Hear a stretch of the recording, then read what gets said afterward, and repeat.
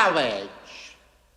Marriage is what brings us together to... You know, I'm seeing a lot of stray little bits of solder and wire clippings that are just floating all over this amp chassis.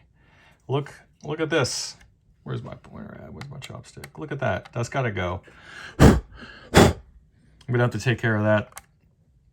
But some of this stuff can lead to catastrophic failures. There's a ton, and I mean a ton of just loose bits of metal floating around that are just waiting to short things. So I'm going to go through here and clean her out properly, just to head off any other issues before they arise, but just some things to think about. And another thing is, like, look, if you're gonna, this amp should have had the bias checked before it got out of the last tech's hands, and it wasn't. It was severely underbiased. I mean, almost to the point of, I was shocked that the tubes were conducting. And then look at this.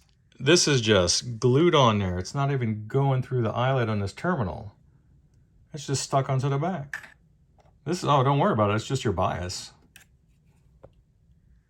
The stuff like that just upsets me, you know? And the grid resistors weren't even changed.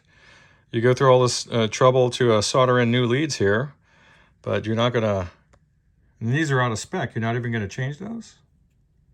Not cool.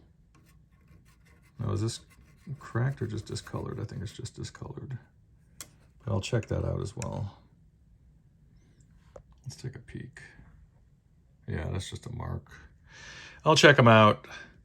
So further updates to come. Bye.